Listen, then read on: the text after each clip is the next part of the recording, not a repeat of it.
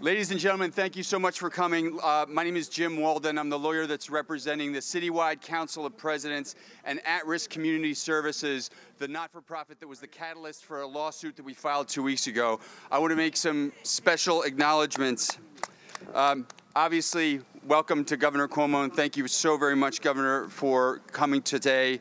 I'd like to acknowledge Senator Brian Benjamin, Assemblymember Robert Rodriguez, Councilmember Richie Torres, Councilmember Bill Perkins, our host, Annie Davis, the president of the Taft House's Resident Association. Thank you, Annie, for having us. Dr. Howard Zucker, the commissioner of the New York State Department of Health, and Alfonso David, counselor to the governor. Thank you very much for coming today to bring about historic change within the NYCHA community. I'm proud to be the lawyer, but NYCHA deserves better. It's not just the right thing to do. These are rent-paying tenants. They deserve better. They don't deserve toxic lead, mold, broken elevators, trash-strewn hallways, rats, vermin, and other terrible safety conditions. And if the mayor and the city council thinks for 1 minute that NYCHA can solve these problems on their own, they have their heads buried very deeply in the sand. This is why CCOP and At Risk asked us to file a lawsuit, and we were proud to do it. In 60 detailed pages, we detailed all of the evidence showing NYCHA's continuing legal violations. It is a compelling read, and we have asked the court to impose a monitor to correct NYCHA's epic management failures. And if NYCHA does not comply with the law, we will seek sanctions against them and their leadership. Now, let me tell you something. After we filed suit, my clients reached out so far and wide to elected officials. And do you want to know who the first person was to answer that call? Governor Andrew Cuomo. I want to hear something for Governor Cuomo. He accepted our invitation last week to come to a community that had despair. There was mold, there was lead, there were all of the terrible things that all of you saw and all of you live with. And he was outraged, and rightly so, because every single New Yorker of good conscience should be outraged by the conditions that you are forced to live in. Now let's think about the Taft houses in particular. When public advocate Letitia James filed a lawsuit on your behalf to get the conditions fixed here, do you know what her team found? Her team found a document that represented official NYCHA policy. And do you know what that policy was? It was that boilers were to be shut down between 10 p.m. and 6 a.m. as long as the temperature outside was above 20 degrees. I didn't stutter. 20 degrees. That was official NYCHA policy to keep you in the cold. You've had to deal with mold and lead, and moreover, not that long ago, some of you experienced complete shutoff of your water for 4 straight days. That is simply outrageous. And for those of you who were here last night after the governor announced that he was going to be here, and for those of you who are here this morning, do you know what I saw with my own 2 eyes?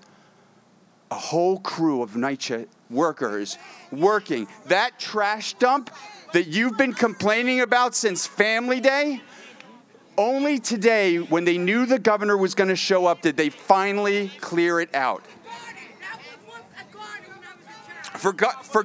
Listen to me. For Governor Cuomo, delivering relief to the NYCHA community is a top priority, and he has embraced our core goals. Number 1, to get an independent contractor within NYCHA houses to fix the problems now. Secondly, to let the Citywide Council of Presidents have a role in selecting and overseeing that contractor to make sure the work is done correctly. And third, to have a meaningful number of jobs for NYCHA tenants in that project, because that just is not fair. That's the law. And so I want to say to Governor Cuomo, thank you, thank you, thank you. We know you will stand strong. We know that fixing NYCHA is not the state's responsibility, and funding NYCHA is not the state's responsibility.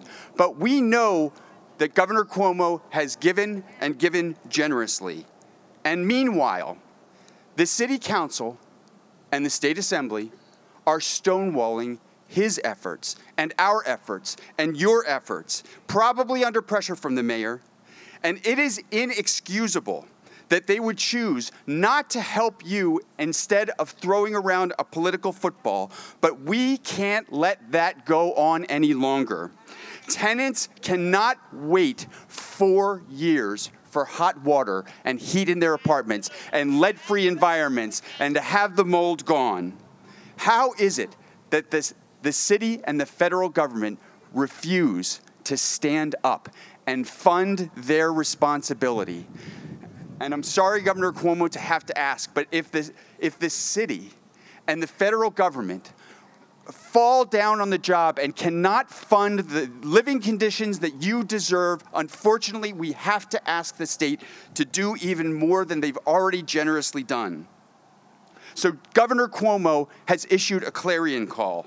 And if the mayor and the city council and the state assembly keep dragging their feet, it is our hope that the governor will cut them out of the process completely, declare a state of emergency on his own terms, and then we will see meaningful change. But I want to say this again. Tenants have to be part of the process. It's your lives. It's your families. It's your futures that are hanging in the balance while city and federal officials dicker around. The time is now to stop. All elected officials should join with the governor and act now. The NYCHA community has found its voice, and it is roaring. And so I have a special message for Mayor de Blasio. You are not doing your job. The NYCHA community was your base, and this mess will be your legacy unless you stop playing politics and step forward.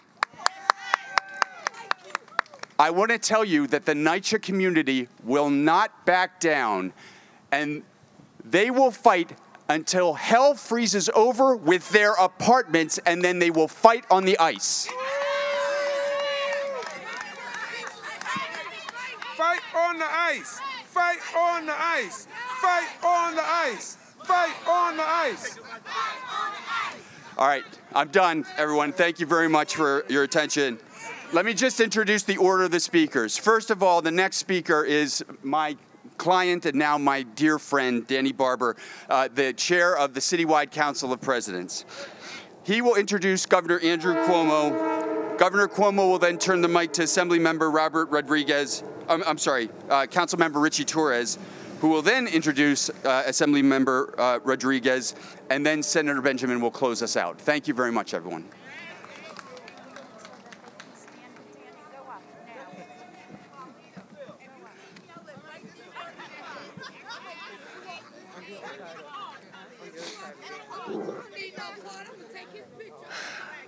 Good morning, everybody.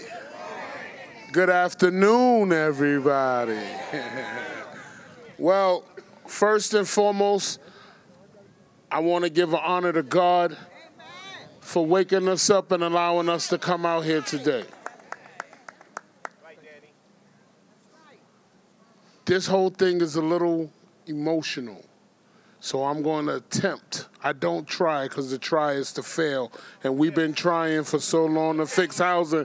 We've been failing, so now we're going to attempt to do what we got to do. So we, the Citywide Council of Presidents, which I'm joined today with two members, Miss Ann Cotton Morris from Queens, and Miss Lily Marshall, who is here from the borough of Brooklyn, and she covers Brooklyn South. And we also have a representative from Bronx North, Mr. Robert Hall, which the resident leader is taking care of some other instances to make sure that elections at the developments in the Bronx are done correctly. So I'm going to start off by saying thank you to the residents of public housing for coming out to express your voice. For far so long, the residents of Taft houses has been screaming out. Miss Ann Davis came to me some time ago before I got elected as the chair and asked me would I help her as the vice chair for my district, and I told her yes, because I work with young people. And I want to thank these two young men on the side right here with the Section 3 program. That's my baby. Those are the jobs that Mr. Walden spoke about.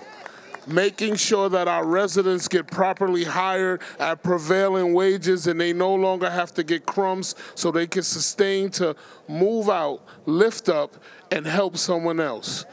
We're in the business of paying it forward, and right now I'm here to tell you that I heard your cry and I'm paying it forward. So thank you, Jim Walden, for accepting the case and filing the lawsuit. We are suing the city and we are suing NYCHA because residents of public housing have been neglected for years.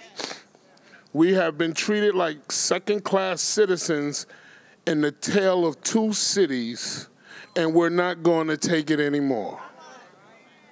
We are 400,000 strong.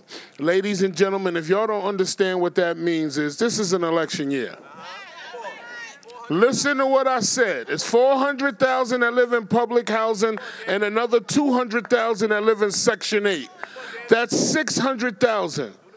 To all the young people in public housing, I need you to get in contact with Danny Barber, Facebook, Twitter, Instagram, whatever, d.barber156@gmail.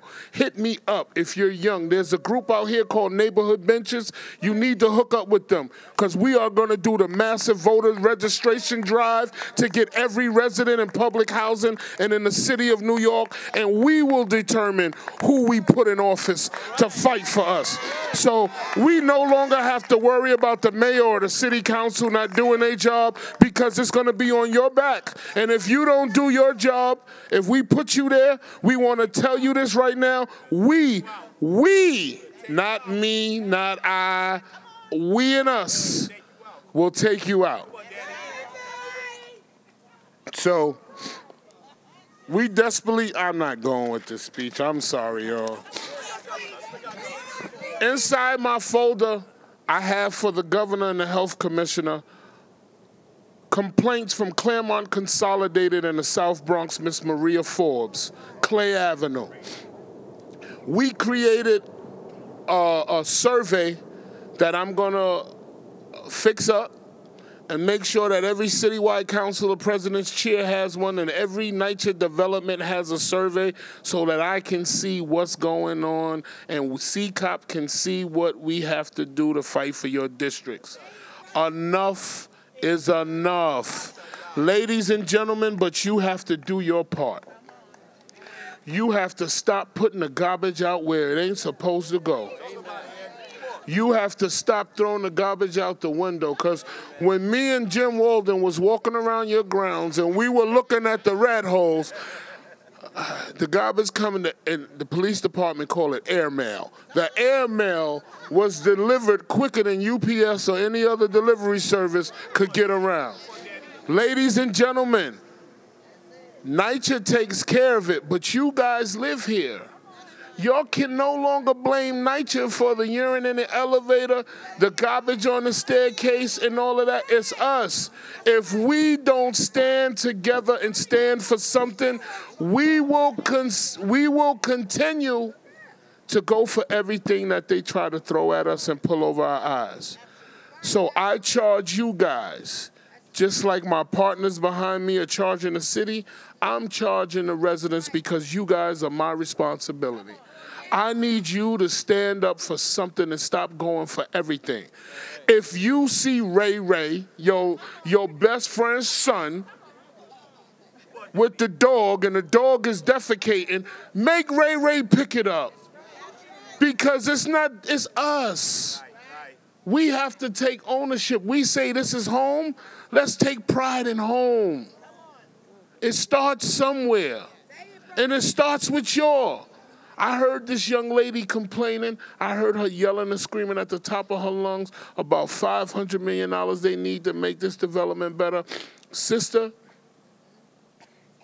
I ain't promising you're going to get $500 million. But we need to build our tenant association strong. We need to stand in one voice and stop fighting amongst each other, ladies and gentlemen, because the city has been doing press conferences. All right? And listen to me. I want y'all to hear this. There is nothing that myself or Jim Walden said out of our mouths that was untrue or improper. And if you look at the news, go to Monica on Channel 11. She has all the footage where you can see it. Go on her Facebook page. Monica makes it happen. She has it. We're showing you the proof. You're seeing the apartments. But Jim Walden and Daniel Barber is liars. We are liars. When you have a garbage dump behind parking lot number 2 on Madison Avenue where you have compacted garbage, that's raw garbage. That's horrible. Mr. Health Commissioner, I think before you leave, we need to go over there and we need to see that because, no, they didn't clean it up last night. They was cleaning it. Hold on. Listen, I need y'all to stay on one accord with me. They did not clean it up last night because Jim Walden and I stood there this morning and looked at it. And it made me cry. So, with all that said, I could talk all day because NYCHA's falling apart and it's only us that's going to fix it. And we got to bring the heat. You're only lukewarm right now. We got to turn it up about another 75 degrees. So when we say we having a rally, I want to see all of y'all the 29th at 250 Broadway for this Jericho March. Yeah, that's where you need to be. So without further ado, I introduce, he called me big boy last time. I am literally a big boy. So I say I'm introducing a gentleman who, like he said, he has no control over public housing. It's all the city. He stepped up. He's working, and he's fighting to bring the solution. And what the city has been refusing to sit down with the citywide representation of NYCHA, the duly elected representation, and give us what the federal regulations state, a seat at the table from thought process to completion of the project. We're taking what's ours. We're no longer accepting crumbs. So to every elected official in New York City, my name is Daniel Barber, and I am the Resident Association President of the Citywide Council of Presidents, and it's 600,000 strong, and we are the largest voting bloc in the city of New York, and if you do not reach out and sit down at the table with us, you will not be sitting in your seat. Governor Andrew Cuomo.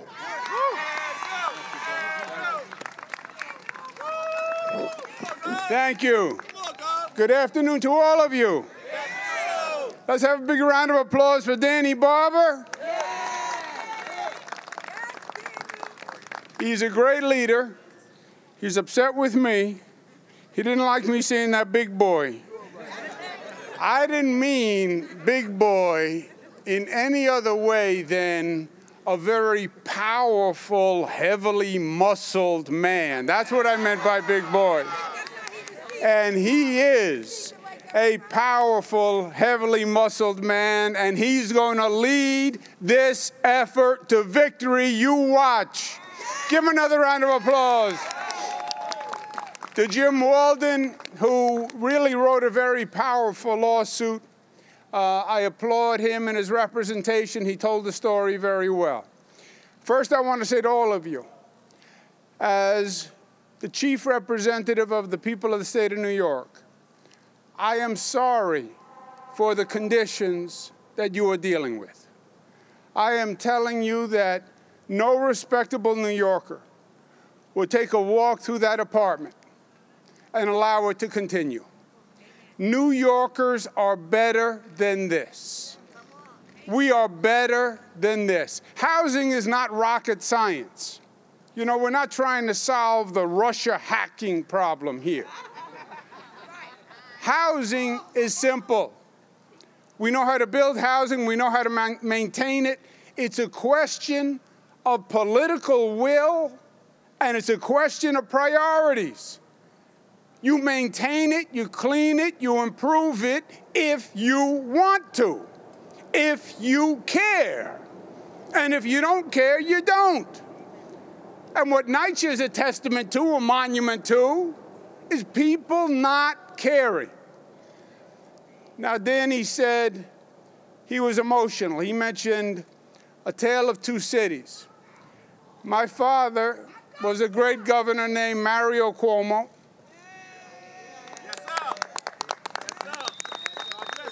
He did a speech at a Democratic convention where he spoke about the tale of two cities. And the tale of two cities means there's one city for the rich and the powerful, and there's another city for the poor and the voiceless. And those two cities are real, and those two cities exist. And in one city for the rich and the powerful, they have the best housing, the best transportation, the best education, the best rights, the best assets you can buy. But then there's another city, which is the forgotten city, where the poor live, who don't make big contributions to political campaigns, who can't hire the fancy lawyers, and they're forgotten. NYCHA is the city of the poor. NYCHA is the plight of the poor. Do you think if you had wealthy and powerful residents in NYCHA units, they would have ever allowed it to get to this condition? Do you think it's a coincidence that the day before I show up, the city shows up to clean up the garbage? Do you think it's a coincidence that last week we went and visited an apartment that was hell? It was hell. And the next day, the city showed up, and now it's a brand new apartment. Well, if that's what it's going to take to fix an apartment, if that's what it's going to take to clean up a NYCHA unit, I will show up at every NYCHA unit in the city of New York.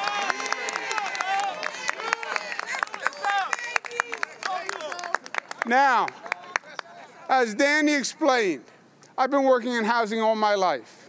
I'm an old man now, but I started in my 20s building affordable housing all over the city of New York. Then I spent 8 years. I was in President Bill Clinton's cabinet as the head of HUD, Secretary of HUD. I've been through public housing all across this nation, literally every state in this nation. I've been there and I've gone through their public housing. The conditions that I've seen here in NYCHA are some of the worst I have seen anywhere. And the shame is, NYCHA at one time was the model of public housing. It was the best. It's gone from the best to the worst. That's what's happened at NYCHA. Mayor LaGuardia, a great mayor, when he started public housing, he said, I'm opening up a new life for people where dreams can thrive. You now have buildings of misery. Taft houses, the heat goes out on Christmas Eve. It's like a bad Dickens novel. You have the heat still going on and off. You have children living with asthma in units with mold. This is New York City. It's not a third world country. Now, the way public housing works, as Danny explained, it's a federal program that is run by the city of New York. State, unfortunately, has no role in the ownership or the management. I wish I did. Because then I promise you change would come, and change would come quickly. To the federal government, I say to Mr. Trump, you promised to make America great again. I want you to visit NYCHA Housing and tell me if you made America great again. I want you to tell me if you're committing the resources to let people live in what this nation promised. 1949. You know the promise of the nation in 1949? Safe, clean, decent housing for every American. That was 1949. I want President Trump to come look at the unit I just looked at and tell me, is that safe, clean, decent housing? Take a walk through a NYCHA complex and tell me, Mr. President, is that safe, clean, decent housing? And when you're giving a tax cut to the richest Americans, did you think of taking care of the people who are living in public housing? That's what Mr. Trump has to live with. And I want to say to the city of New York, they are responsible for the management of these units.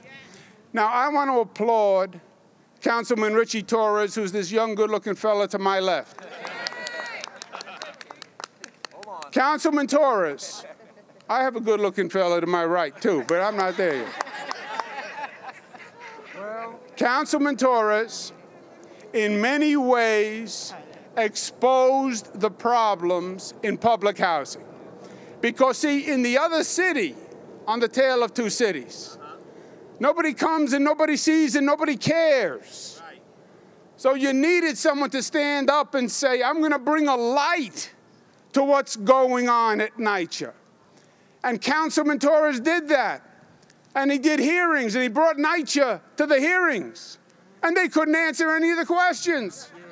Is there lead paint in the units? I don't know. Did you take the lead paint out of the units? I don't know. How long is it going to take you to fix a unit? I don't know. How long has the heat been out? I don't know. How many units have been without heat? I don't know. Well, they should know. He brought attention to the matter.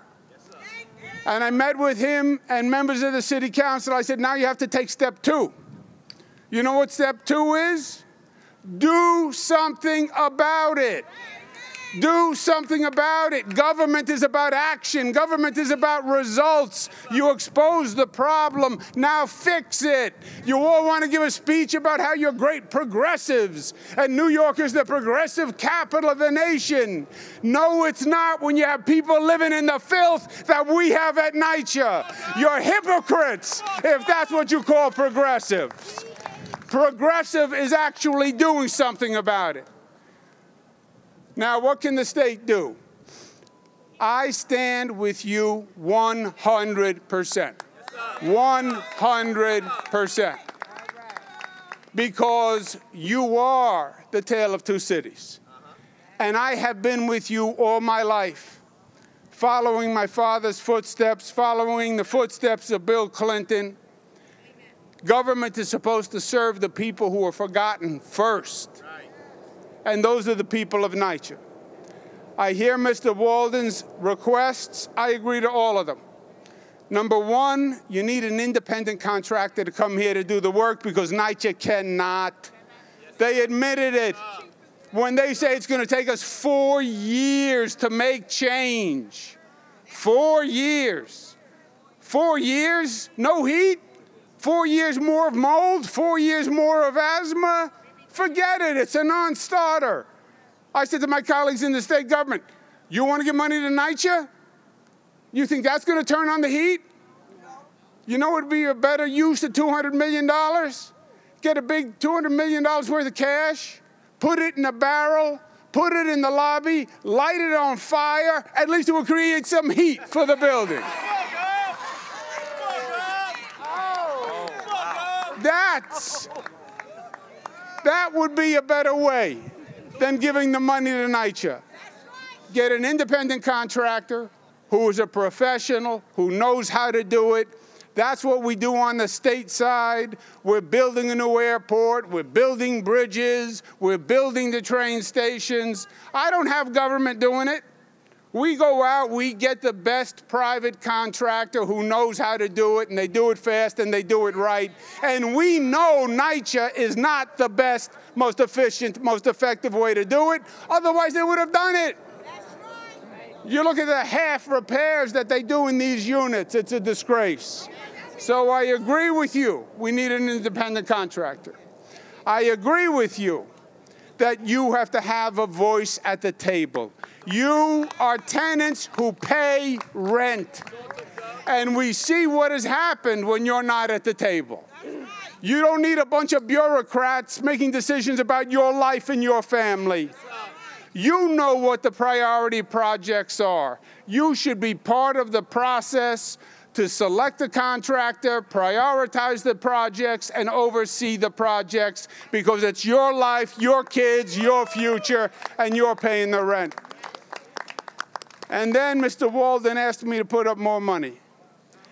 I was afraid Mr. Walden was going to do that because that's what the lawyers always do. They always ask for more money. Now, here's the situation. The state, as I said, the federal government runs the program, the city manages it, the state has no role. Despite that, the state has already pledged $200 million when we have a way to actually make it effective. We have 150 housing authorities in the state, 150. New York City has one, Buffalo has one, Rochester has one, etc. We never give any significant money to the housing authority. It's always the federal government and the city.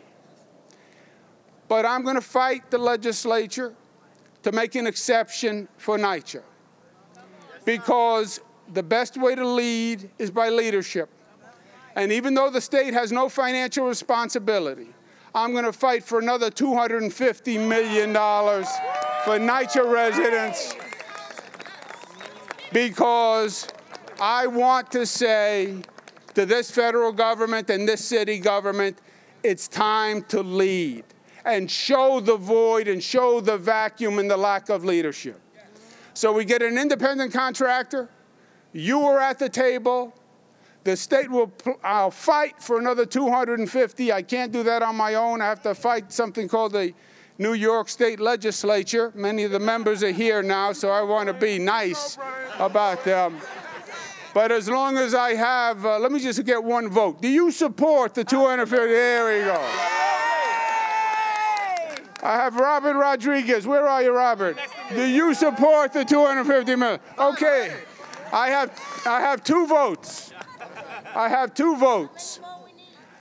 We need about another 150. But we're going to get them. We're going to get them. Independent contractor, your voice at the table.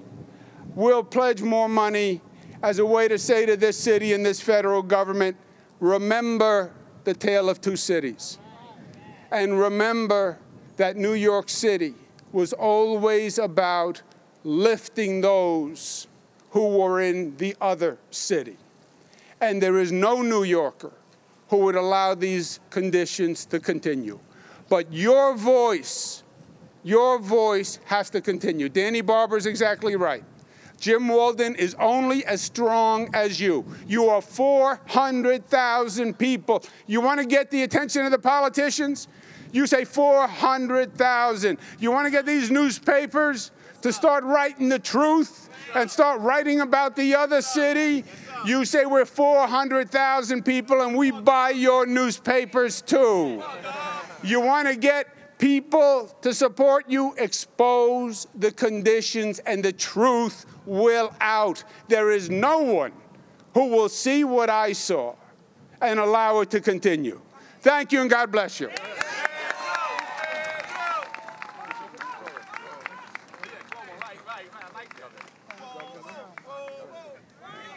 So I'm City Councilman Richie Torres. And I want to warn you in advance, I speak bluntly. Some will say I cut to the chase.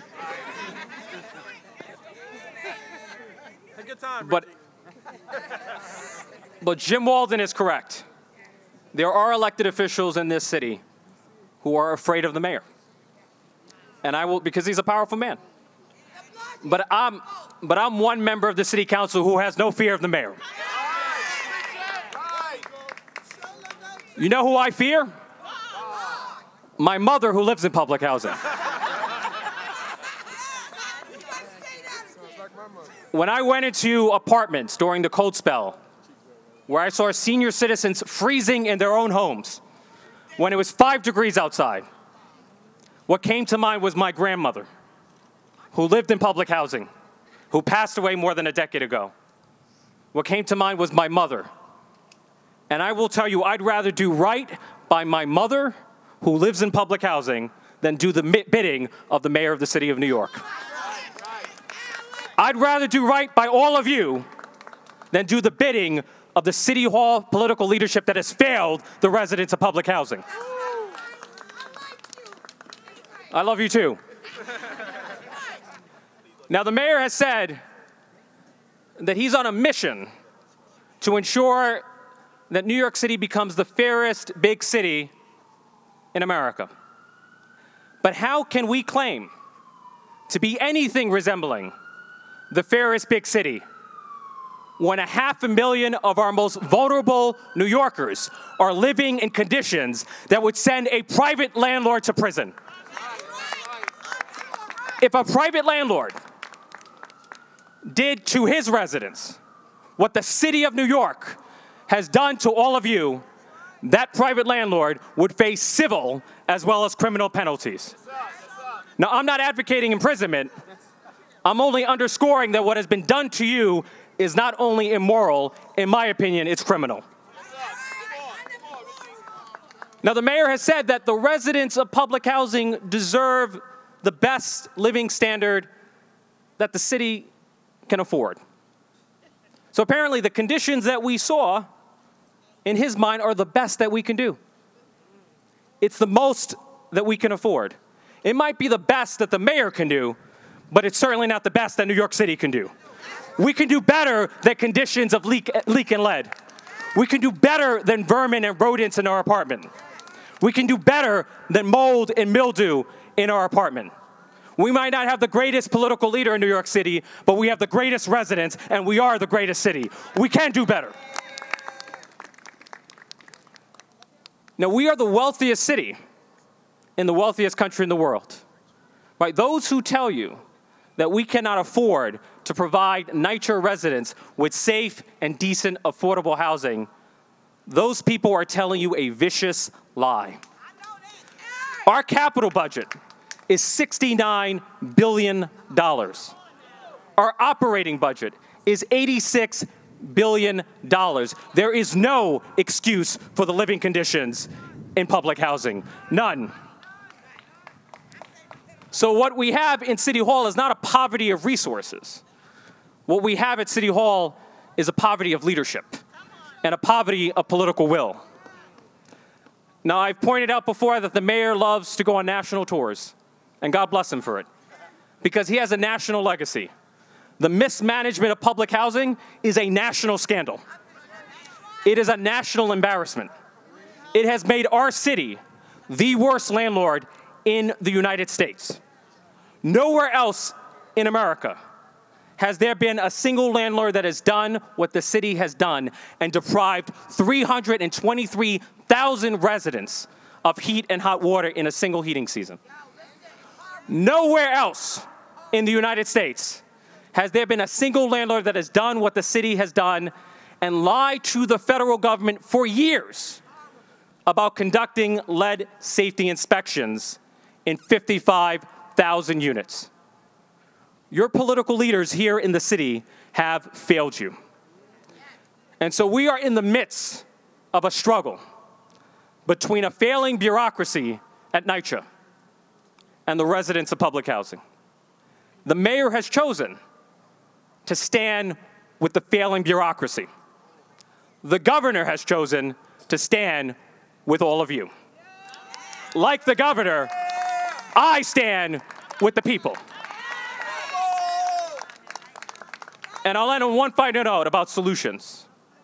There are those who claim that we need more funding, and we do. There are those who claim that we need design build, and we do. But more funds and design build will only get you so far because the bureaucracy at NYCHA is fundamentally broken. What we need is what the governor has proposed: an independent contractor, an independent entity that will bypass the broken bureaucracy at NYCHA, that will empower the residents of public housing, and that will get boilers installed in a timeline that is acceptable to all of you. That is what we need, and so I'm here to tell you as a member of the City Council, I support the governor's proposal. I stand with him, and I stand with all of you. God bless you.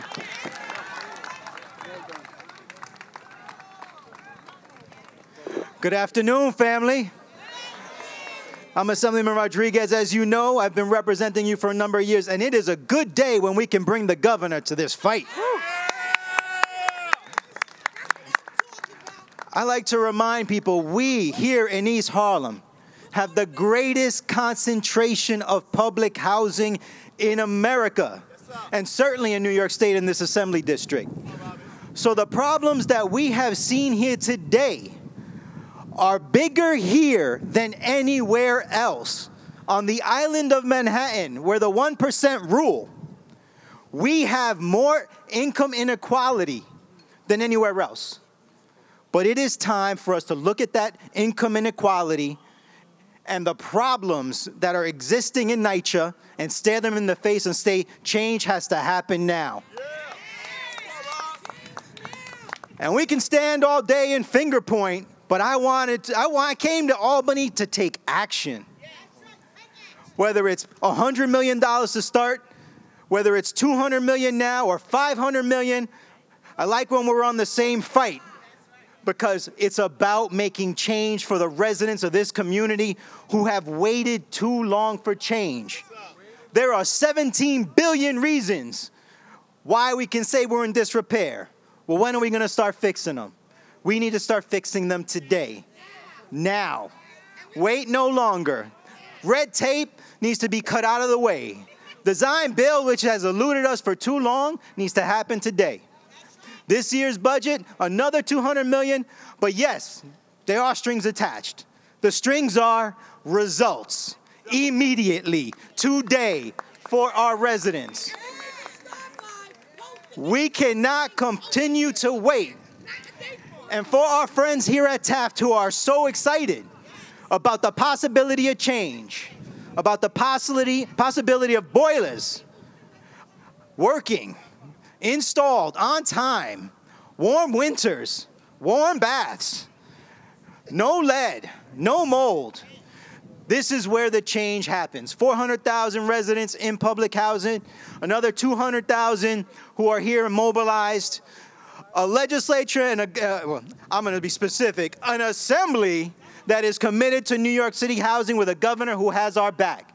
Let's start making the change happen now. Budgets are statements of priorities. NYCHA needs to be prominently featured in this budget and other budgets moving forward. That's my commitment. That's why I serve. For my grandmother and my father who grew up in Carver houses, for all the developments right here in East Harlem, but all the ones across New York City where the residents deserve better. I'm proud to stand here with my colleagues in government. And the governor may not remember when we worked together on scaffolding to make sure that they come down if there's no work happening. That's his law. That's his bill that we worked on. The next step is making the bigger change to fix all the developments in a meaningful way. So I want to say thank you to the governor for coming to East Harlem, taking on NYCHA housing as a priority, and introducing my Senator Brian Benjamin and, of course, Annie Davis and Bill Perkins, who have been warriors in this battle, who also have strong ties to public housing. All right. Well, I'm going to close this out. Good afternoon to everyone here. Thank you for coming and standing for yourself, standing for NYCHA, standing for what is right, standing for fairness, standing for saying that we as a state have to do the right thing by NYCHA. I'd like to thank the governor of the state of New York for coming to Harlem. This is the place to be, Governor. We're glad you're here. And let me just say a couple of brief points because I know we want to close this out. Number one, we do need to have design-build authority granted to NYCHA so that the repairs could happen in a timely fashion. We need to cut out the bureaucracy and the middleman to get things done immediately. Number two, I think we need $500 million. I'm excited for $250 million, and I love the governor. Thank you. But we would, let's figure out if we can get to $500 million. And when we do that, we need an independent contractor who is going to take those resources and do the work expeditiously. That has to happen and has to be a part of this proposal.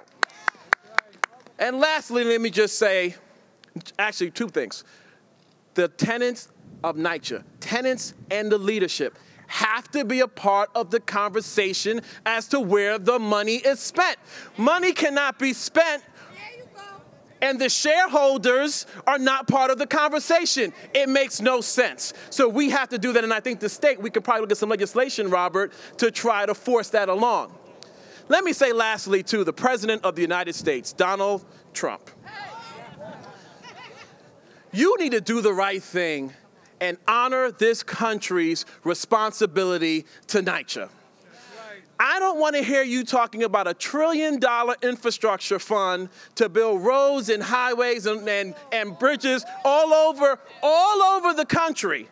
But you can't find $20 to $25 billion for NYCHA right here. NYCHA is infrastructure. NYCHA is a part of this country, and we need federal funds on the table. And when we get the federal funds, Richie, we need the right people. We need the right contractors doing the work so it's done expeditiously. We can get this done. This is election year, folks. It's election year. Hold us accountable. I liked what the brother said about you guys getting voter registration, getting it all together. Do not let us slide. Robin and I represent the most NYCHA of any elected officials in this state. Hold Robert and myself accountable. When we say we're going to get you the money, if we don't get you the money, get rid of us. Vote us out of office. And then we'll get the message. People will get the message that NYCHA matters. If NYCHA matters, you make us know that you matter by voting us out if we do not do the right thing. Can I get an amen for that? Can I get an amen for that? This is Harlem. In Harlem, if we don't get treated right in Harlem, where we expect people to get treated right? Let's do the right thing. Robert and I have your back, but I learned from Bill Perkins a long time ago, you stand with the tenants at all times. He said to me, you're going to take my seat? You want to be the new state senator? You stand with the residents always. And right now, I'm here to tell you today, I will stand with you to the end, but let's get the money from the city, the state, and federal government. Donald Trump, do your job. And with that, have a good night. I'm glad you all came out. Thank you, Governor Andrew Cuomo, for being here, for fighting for NYCHA, for bringing your bully pulpit to this conversation. Amen. Have a good night.